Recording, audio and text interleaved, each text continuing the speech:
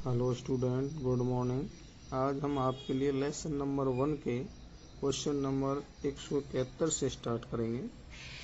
Question है, दक्षिण के चालुक्य वंश के शासकों का वर्णन कीजिए। दक्षिण भारत में चालुक्य वंश का शासन था। तो चालुक्य वंश के कौन कौन से प्रमुख शासक थे? दक्षिण के चालुक्य वंश के प्रमुख शासक निम्नलिखित थे। पहला था पुलकेशिन प्रथम। वातापी के चालुक्य नरेश पुलकेशिन प्रथम ने अश्वमेध यज्ञ का आयोजन किया था। किसने किया था? वातापी के चालुक्य नरेश थे पुलकेशिन प्रथम। अश्वमेध यज्ञ का मतलब होता था, यज्ञ करने के बाद घोड़ा छोड़ा जाता था कि कोई भी राजा उसको पकड़े तो उससे युद्ध किया जाता था। यानी आसपास के राजाओं को एक चुनौती दी जाती थी। पुलकेशिन द्वितीय चालुक्य वंश का सबसे प्रतापी शासक था। उसने 608 ईस्वी में शासन ग्रहण किया। उसने कदम्बा, आलुप तथा गंगा वंश के शासकों को पराजित किया। उसने थानेश्वर के शासक हर्षवर्धन, थानेश्वर जो हरियाणा में है वर्तमान में, हर्षवर्धन को पराजित किया था। वर्धन वंश के शासक। उसका राज्य विस्तार उत्तर में नर्मदा से लेकर दक्षिण में कावेरी नदी तक था। 642 ईस्वी में वह पल्लव नरेश नरसिंह वर्मा से युद्ध करता हुआ मारा गया था। अगला है विक्रमादित्य द्वितीय। 973 ईस्वी में विक्रमादित्य द्वितीय ने राष्ट्रकूट नरेश को पराजित किया और कल्याणी को अपनी राजधानी बनाकर नए चालुक्य वंश की स्थापना की। यह नया राज्य 973 ईस्वी से 1200 ईस्वी तक सत्तासीन रहा था। यानी 973 से 1200 ईस्वी तक यह राज्य बना हुआ रहा। अगला था सत्याश्रम को चोल नरेश राजराज ने पराजित किया। अगला शासक था सोमेश्वर प्रथम चालुक्य वंश का एक पराक्रमी शासक, प्रतापी शासक था। इसने चोल नरेश राजाधिराज को पराजित कर युद्ध में उसको वध कर दिया था। पराजित करने के साथ साथ उसकी क्या कर दी थी? हत्या कर दी थी, वध कर दिया। विक्रमादित्य षष्ठ ने चोलों को पराजित किया और कांची पर अधिकार कर लिया, उनकी राजधानी। और प्रसिद्ध कवि विल्हण को संरक्षण प्रदान किया। प्रश्न छोटे प्रश्नों में आ जाता है, कवि विल्हण किसके संरक्षण में थे? तो विक्रमादित्य षष्ठ, चालुक्य वंश के राजा विक्रमादित्य षष्ठ के संरक्षण। विल्हणों ने विक्रमांगदेव चरितम नामक ग्रंथ लिखा। चालुक्य राजाओं ने अनेक मंदिर भी बनवाए। मिताक्षरा के लेखक विज्ञानेश्वर चालुक्यों की राजधानी कल्याणी में ही रहते थे। शक वंश पर टिप्पणी लिखी। अगला प्रश्न 172। देखिए, शक मध्य एशिया की एक लड़ाकू जनजाति थी, एक कबीले टाइप की जनजाति थी, जिसने पश्चिमी अफगानिस्तान और बलूचिस्तान के सारे प्रदेश पर अधिकार कर लिया। यहाँ के शक बोलन दर्रे से होकर लगभग 71 ईस्वी में भारत आए। रामायण एवं महाभारत में शक बस्तियों को कम्बोजों और यवनों के साथ रखा गया। कम्बोज और यवनों, रामायण महाभारत में इन बस्तियों को। कालकाचार्य कथानक में भारत पर शकों के आक्रमण का उल्लेख मिलता है। आगे देखिए, जिसमें उन्हें शक कुल कहा गया है। सिंधु प्रदेश को जीतकर उन्होंने सौराष्ट्र में शक शासन की स्थापना की थी। सौराष्ट्र क्षेत्र में मुद्राओं लेखों से स्पष्ट है, गुजरात महाराष्ट्र का जो क्षेत्र था, सौराष्ट्र क्षेत्र में आता था। मुद्राओं लेखों से स्पष्ट है कि इनकी एक शाखा उत्तरापथ और मथुरा में अपना आधिपत्य स्थापित कर लिया था। उत्तर भारत जो उत्तरापथ के नाम से जाना जाता है, जो पुराने समय में व्यापार का एक प्रमुख रास्ता था, और कालांतर में अवंती, सौराष्ट्र और महाराष्ट्र में फैल गए। तक्षशिला के शक शासकों में मावेज एवं एजेज के नाम से आते हैं। तक्षशिला में शक शक्ति का विनाश पल्लवों द्वारा हुआ।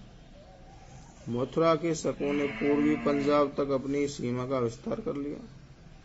पश्चिमी भारत में शकों के क्षैरात वंश के भूमक तथा नहपान शक्तिशाली शासक थे। उन्होंने महाराष्ट्र, काठियावाड़ तथा गुजरात पर शासन किया। नहपान गौतमीपुत्र सातकर्णी द्वारा पराजित हुआ। उज्जैनी तथा काठियावाड़ के शासकों में चेष्टन प्रसिद्ध था। गुजरात, काठियावाड़, उज्जैनी, मध्य प्रदेश, जिसमें उज्जैनी में शक राजवंश की स्थापना की। चेष्टन का पुत्र रुद्रदामन एक शक्तिशाली शासक था। आगे देखिए, अगला प्रश्न है हूण वंश पर सविस्तार टिप्पणी। हूण वंश के बारे में बताया जाएगा। इसमें हूण वंश क्या था? देखिए, हूण मध्य एशिया की एक बर्बर जाति थी, जिसने शकों की भांति भारतवर्ष में उत्तर पश्चिमी सीमा की ओर से प्रवेश किया। भारत के किस क्षेत्र से प्रवेश किया था? उत्तर पश्चिम, यानी भारत का उत्तर पश्चिमी इलाका। वर्तमान में उत्तर पश्चिम में कौन सा देश है? पाकिस्तान। ये दैत्य भी पुकारे जाते थे। सर्वप्रथम 458 ईस्वी में लगभग स्कंदगुप्त के समय इनका आक्रमण हुआ था। उस समय अपने देश में कौन सा शासक था? गुप्त वंश का शासक था स्कंदगुप्त, जिसमें उनकी पराजय हुई। कुछ समय बाद में तोरमान नामक सरदार कुछ समय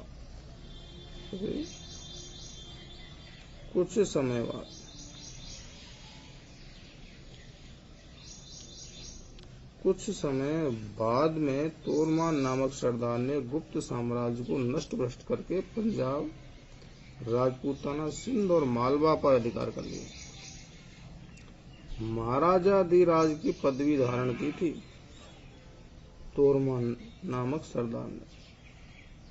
गुप्त साम्राज्य को हराकर पंजाब क्षेत्र, राजपूताना जो वर्तमान में राजस्थान है, सिंध का क्षेत्र जो उत्तर भारत का क्षेत्र, मालवा का क्षेत्र जो कि राजस्थान और मध्य प्रदेश का जो क्षेत्र है, दक्षिणी पूर्वी राजस्थान और मध्य प्रदेश, इस पर अधिकार कर लिया और महाराजाधिराज की पदवी धारण की थी तोरमान ने। तोरमान का पुत्र मेहरकुल था, जिसका राज्य 510 ईस्वी से आरंभ हुआ। सियालकोट इसकी राजधानी थी। सियालकोट वर्तमान पंजाब, पाकिस्तान में है। पंजाब, भारत का जब विभाजन हुआ तो पंजाब के भी दो भाग थे, दो राज्य हैं, एक भाग पाकिस्तान में है, तो सियालकोट पाकिस्तानी पंजाब में। इसकी राजधानी थी। बौद्ध भिक्षुओं में मेहरकुल को घृणा थी। बौद्ध भिक्षुओं से, बौद्ध धर्म से बहुत घृणा करता था मेहरकुल। उसने अनेक मठों, जो बौद्ध धर्म के मठ होते थे, और स्तूपों को नष्ट कर दिया था। मालवा के शासक यशोधर्मा ने इसे पराजित किया था मेहरकुल को, और पराजित होने के बाद ये कश्मीर चला गया मेहरकुल, और कश्मीर में अपना राज्य कायम किया था।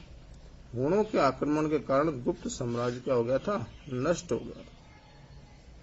अगला क्वेश्चन है आपका 174, कनिष्क का योगदान बताइए। कनिष्क का योगदान निम्न प्रकार है। देखिए, कनिष्क कुषाण वंश का शासक था। किस वंश का था? ये विषय ध्यान रखें, कुषाण वंश का। कुषाण वंश का सबसे महान शासक था। वह 78 ईस्वी में गद्दी पर बैठा, शासक बना। उसने 78 ईस्वी में शक संवत चलाया। क्या चलाया था उसने? शक संवत। कनिष्क ने कश्मीर को जीतकर वहां कनिष्कपुर नामक नगर बसाया था।